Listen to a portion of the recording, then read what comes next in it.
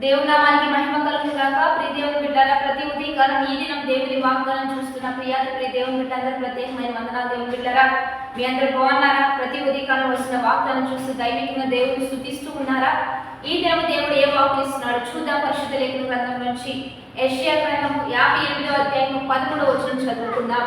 నా విశ్రాంతి దినమును వ్యాపారం చేయకుండా నాకు ప్రతిష్టమైన దినమని మీరు కోరకుండిన ఎడల, విశ్రాంతి దినము మనోహరమైనదనియు యెహోవాకు ప్రతిష్ట దినమనియు ఘనమైనదనియు అనుకుని దాన్ని ఘనంగా ఆచరించిన ఎడల, నీకు ఇష్టమైన పనులు చేయకయు వ్యాపారం చేయకయు లోక వార్తలు చెప్పుకొనకయు ఉండిన ఎడల, నీవు యెహోవా యందు ఆనందించెదవు. దేశం యొక్క ఉన్నత స్థలముల మీద నేను నిన్ను ఎక్కించేదను. నీ తండ్రి అయిన యాకోబు స్వాస్థ్యము నీ అనుభవంలో ఉంచేదను. యెహోవా సెలవిచ్చిన వాక్కు ఇదే. ఈరోజు ఆదివారం పరిశుద్ధ దినము, విశ్రాంతి దినము.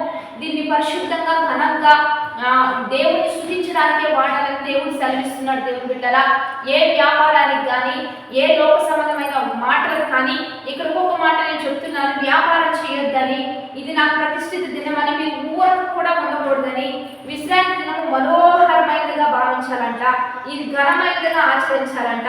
ఇది ఘనంగా ఆచరిస్తూ నీకు ఇష్టమైన పనులు చేయొద్దని, వ్యాపారం చేయొద్దని, లోకవార్తలు చెప్పుకోకుండా దీన్ని ఘనంగా హెచ్చించి యెహోవా యందు ఆనందించాలి. ఈ ఆదివారంలో యెహోవా యందే ఆనందించాలంట.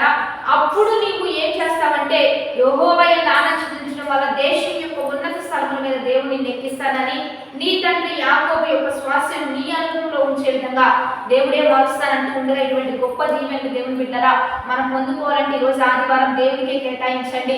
దేవుని సన్నిధిలో గడుపుతూ దేవుని నామాన్ని హెచ్చిస్తూ ఉండండి.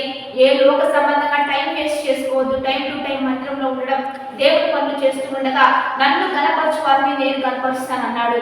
నన్ను మహింపరచు వారిని నేను మహింపరుస్తానంటూ ఉండగా, మనందరం చేరి నేను నా కుటుంబం యెహోవానే సేవించగలను అన్నట్లుగా తప్పనిసరిగా మీకు దగ్గరగా ఉన్న మందిరాలకు వెళ్తూ దేవుని నామాన్ని బహుగా హెచ్చించడానికి, దేవుని నామాన్ని బహుగా ఆరాధించడానికి సిద్ధపడండి. దేవుడు నిన్ను నీ కుటుంబాన్ని హెచ్చిస్తూ ఆశీర్వదిస్తూ ప్రతి అవసరం తీర్చబోతూ ఉండగా వాగ్దానాన్ని బట్టి ప్రార్థన చేద్దాం. పరిశుద్ధుడా, మహోన్నత, గొప్ప దేవ, ఈ దినం ఎంతమంది వాక్ వచనాలు చూస్తూ ఉన్నారో ఈ వాగ్దానం ప్రతి ఒక్క జీవితంలో రూఢీపరిచేయ, వారిని నిన్ను ఆరాధించడానికి, నీ నామాన్ని మహిమపరచడానికి వారు సిద్ధపడుతూ ఉండగా, వారి కుటుంబాన్ని ఫలభరితంగా దీవెనకరంగా ఉన్నతంగా హెచ్చించి గణపరిచి నీ ఘనమైన నామానికి మహిమ తెచ్చుకోమని, ప్రతి ఒక్కరి ఈ రోజు నీ సన్నిధిలో గడుపుతూ ఉత్సహించి సంతోషించే గొప్ప తండ్రిని దయచేయమని ప్రభువైన యేసుక్రీస్తు నామమున పేరిట అడిగి వేడుకొని ప్రార్థిస్తూ ఉన్నాము గొప్ప తండ్రి, ఆమేన్. మంచిగా లైక్, షేర్, కామెంట్ చేస్తూ దైవికంగా సిద్ధపడదాం. 50 దినం ఉపవాస ఆరాధన జరుగుతున్నాయి. ఈ దినం 30వ ఉపవాస ఆరాధన. మనందరం కలుసుకుందాం, దైవికంగా సిద్ధపడదాం. Have a blessed day. Amen.